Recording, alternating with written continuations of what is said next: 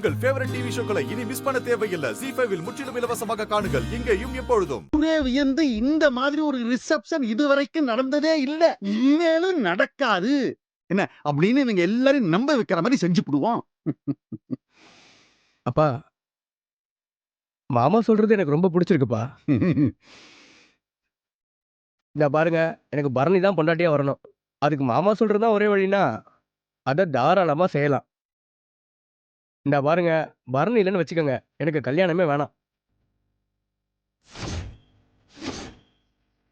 என்ன இப்படி சொல்றான்? இதை விட என்ன வேணும் சொல்லுங்க. அதான் கட்டிக்கிட்டேன்னு மாப்பிள்ளையே சொல்லிவிட்டாரலாம். முடிவு உங்க கையில தான் இருக்கு. ஆனா ஒண்ணு, என் தங்கச்சிக்கே பிடிச்சிருந்தாலும் உங்க சம்மதம் இல்லாம இவங்களுடைய கல்யாணத்தை நான் நடத்தி வைக்க மாட்டேன். இதைத்தான் அன்னைக்கு வெங்கடேஷ்கிட்டேயும் சொல்லி அனுப்புனேன். என் தங்கச்சிக்கு அம்மா இல்ல, மாமியார் இருந்தோம் இல்லைன்னு ஆயிடக்கூடாதுல்ல.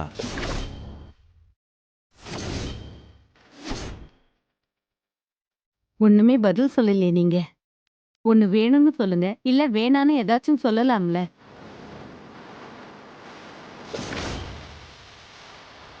ஏங்க, ஒரு நிமிஷம் வாங்க.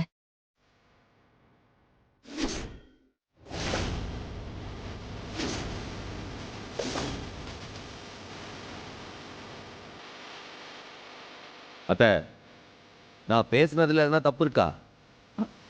இல்லல்ல, என் மனசுல எதுவும் சரின்னு பட்டுதோ அதுதானே சொன்னேன். தப்பே இல்லல்ல. நீ ஒரு பொறுப்பான அண்ணனா, என் மதனி சூடாமணியோட மௌனா, என்ன பேசணுமோ அதைத்தான் நீ பேசுன. அவங்க முடிவை சொல்லட்டும்.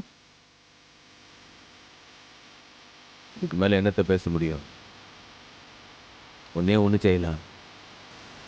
என் தங்கச்சி அவள் ஆசைப்பட்ட மாதிரி ஒரு வாழ்க்கை வாழணும். அவள் கல்யாணம் நல்லபடியாக நடக்கணும். அதுக்காக அவங்க திரும்பி வந்தோடனே அவங்க காலில் வேணா விழுந்து கேட்க. அண்ணே, அது போதுமா? ஏய், நீ காலில் விழுந்து என் கல்யாணம் நடக்க வேண்டாம்ல.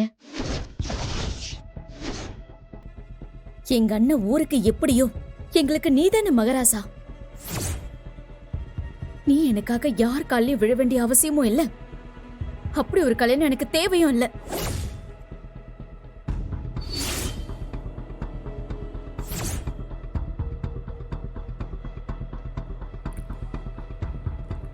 அப்பனே முருகா, அம்புட்டி நீ பார்த்துட்டு தானே இருக்க. இது எல்லாம் உன் புள்ள உன் கோயிலுக்கு தேடி வந்து நல்லபடியா நடத்தி கொடுப்பான்னு வேண்டி வந்திருக்க. தயவு செஞ்சு என் தங்கச்சி மனசை நோகடிச்சிடாத. அண்ணே, அவங்க வராக.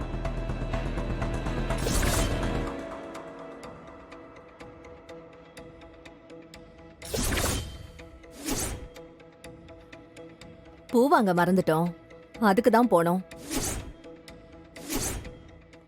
ZEE5 ஆப்பை டவுன்லோட் செய்து அனைத்து எபிசோடுகளையும் இலவசமாக பாருங்க.